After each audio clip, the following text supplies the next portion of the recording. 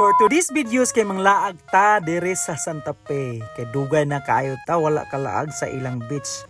Even though wala kay tawo tungod sa ilang strict ang regulation, ang rules diri sa Santa Fe, mahinungdan wala sila turista. So padayon gihapon ta pag Marites kay wa man tay lingaw. So makita gyud sa video no mingaw kaayo tungod mo guni sa Santa Fe na government. Sa grabe na ka stricto, mauna ni ang resulta. Gamay na lang kaayo ang ilang turista. So nibalhin taglaing spot mao ni ang Pangpang. Sa Pangpang naa diha ang The Ruins, ang Gubang Balay.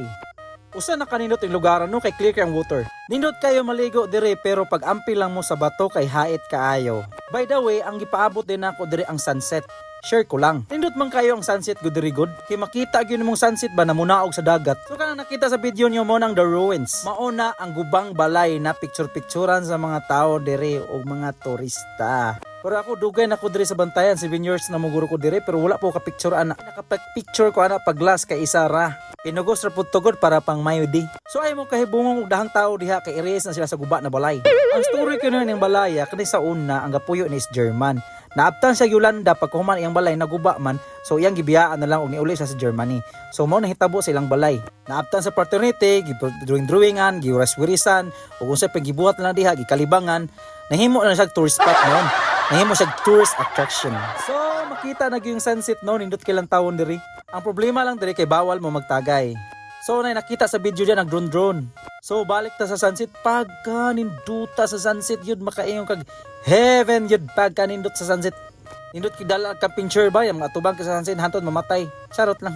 Sorry nanat yung video si balik in The Ruins. Biyahe dadaghan tong basher tong ani si balik video. Mo na hala. Ug nangita di ay mo cafe naa tay kape diri sa kuan Pangpang mo nang Daily Drip Coffee. Lamian kay lang coffee. Hoy, kamo taga Cebu ko ganahan mo mag cafe. Nya na mo diri sa bantayan pangitali ang Daily Drip Coffee. Kay andam mo serbisyo para sa inyo.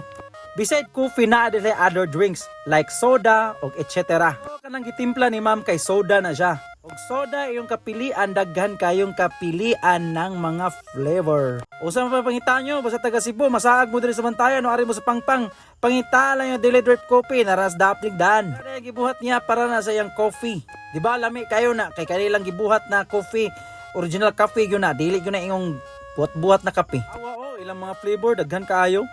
Tawa. Daily Drip Coffee mo nang soda. So, sakto kaayo kay pag video na ko dre.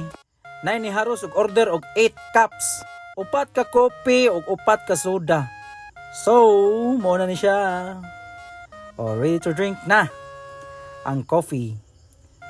Ayaw kalimtihan nara sa dapligdaan diri sa Pangpang. Basta manglaag mo sa Pangpang gani giuha mo pangitalang yung Daily Drip Coffee. Ayaw ka bala ka kay dili coffee ra. Naa po sila ing drinks like soda. So lang tawa nindot ka ilang coffee. Tawa. Original na siya, walang halong kimikal. Lang tawa para magsiga yung mata. Naipadong mga kuano, turista. So, nara diha ang Daily Drip Coffee. Ay mo kabalaka, ang dami serbisyo para sa inyo ha. Ari na kamo sa Daily Drip Coffee. Bye-bye!